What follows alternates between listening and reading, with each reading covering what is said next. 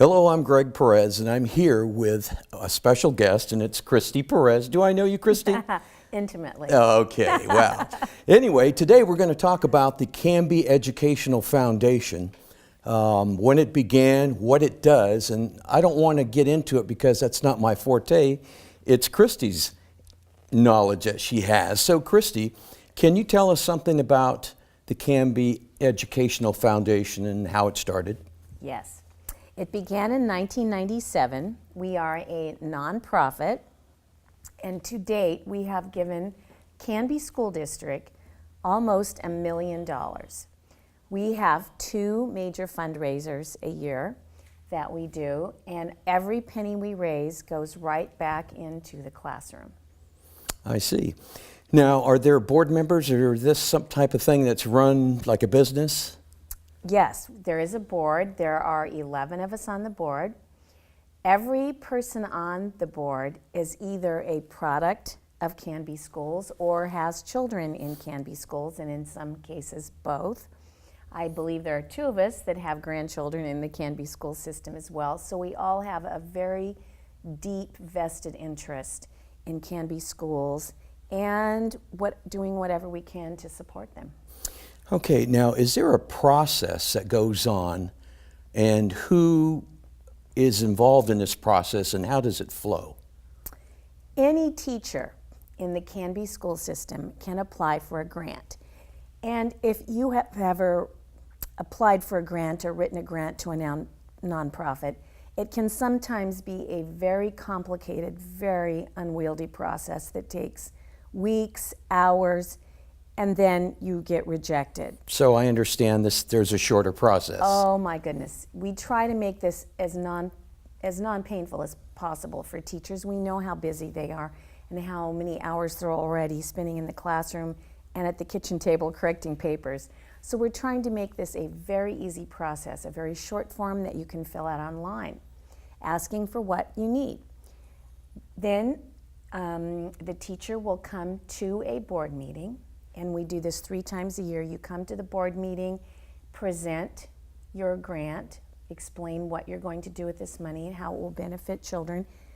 We're always looking to see how many children. Our focus is not technology. We do not want to just be writing checks for iPads or computers in the classroom, but we're looking especially for innovation in education or programs that can benefit any children at risk, and so the process is very easy. I see. Now this includes 91, Karis, Eccles, all the schools, and the high school? Absolutely. I see. We've written some very large grants to the science department at the high school, specifically I believe it was the chemistry department, and that did have to do with some technology that could be used year after year in their programs. The students, 7th to 8th graders at 91 school, go on a trip every year to Ashland to see a Shakespearean play, and this would be the culminating activity for the language arts unit that they do on Shakespeare. So that is an incredible opportunity, and even though they work very hard at fundraising, it just wouldn't be able to happen without our help. Outdoor School is another program that we are writing a very large check to every year. We think that's an incredible program that needs to be kept alive in our school system, and parents are coming up with part of that funding and the cost, as well as there are fundraisers going on. But again, it's a very expensive program. So when they write these grants for the classroom, is it something that they want to be tangible, that they can use over a period of time and not put away in a corner? That absolutely is part of the screening process that we're looking at, that we never fund pay for teachers. That's not what we're doing. So if you're looking to do an extra project and you're thinking you'll be working extra hours, we're happy to fund your project, but we're not going to be funding anyone a salary. That's not what we're doing. So we are always going to look at, is this something sustainable? Is this something that will benefit children, a large number of children, and perhaps for more than one school year. We have done funded programs at 91, Lee, I believe in Karis for artists in residences, where there was a whole school art project that every child was involved in.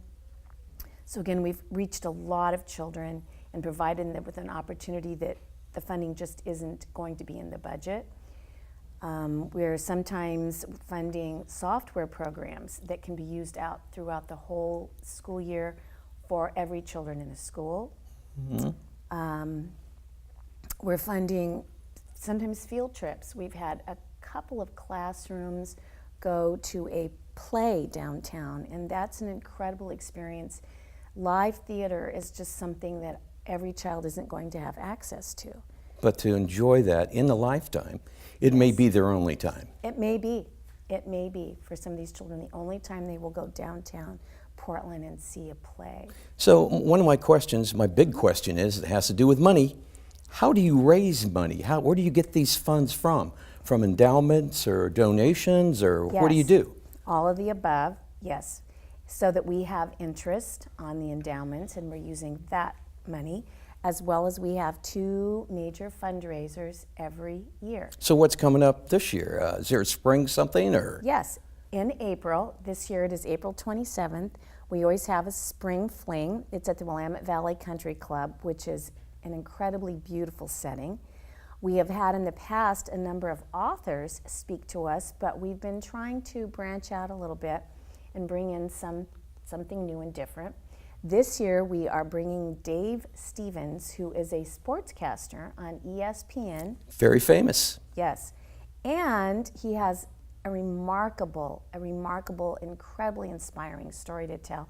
He was born without legs, and in spite of that, he pursued sports and he played college baseball and football. You're sending chills up my spine. It's so inspirational to hear that of somebody that has accomplished so much and has set that obstacle aside and kept driving forward. Oh, it's a remarkable story, and I think everyone who hears him speak in person I think we'll all be moved to tears, and this is a story that will stick with you for a lifetime.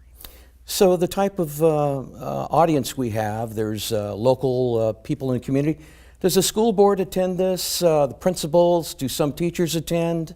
I think it's important that they do, so they can see how it all comes together and accumulates, and then the dispersing later on, which is going to be beneficial to their buildings or their schools. Absolutely. And we have found that our school community has been very supportive, and yes, our principals and school board, and we encourage all of them to please obviously come and support us, because what we're doing is raising money for you and your children, and we can certainly use the community's help. We have an additional fundraiser every fall that is, I think it's only 3 years old, and it is an incredibly fun event. We have a wine tasting at the home of Lori and Brian Fields. That was held in the barn last fall? Yes. That was beautiful, magnificent, something you would see out of a magazine. Exactly, it did. It looked like something out of Sunset Magazine. Absolutely. It's a beautiful setting. Yes, it is. And it's a much less formal, very fun evening with good food and good wine and lots of laughter and opportunities to network and make new friends and reconnect with some old ones. Yes.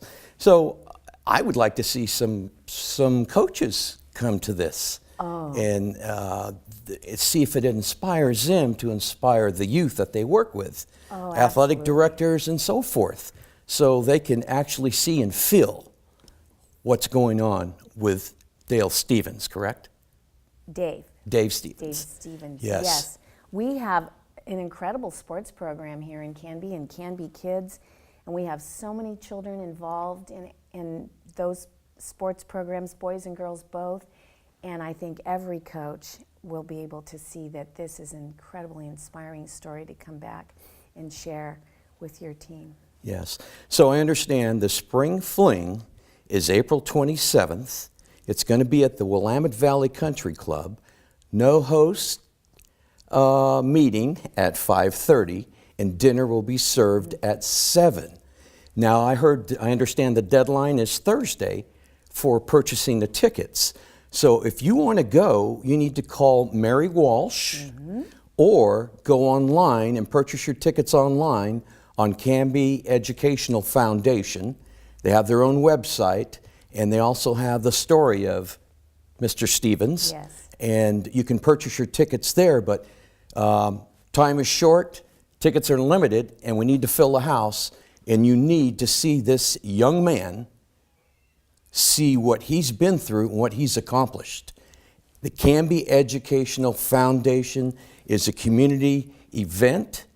We love for the community to support it because it supports the youth, the children in the elementary schools, in the high schools, their programs that are utilized throughout the years with the tools that they come up with to, after they turn in their grants, to purchase those tools to enhance the educational possibilities for the youth in the Canby School District. So Kristie, Perez, it's been a pleasure talking to you about Canby Educational Foundation. And I think it's the first time that we've had a talk show together. And yeah, we'll see if that carries on.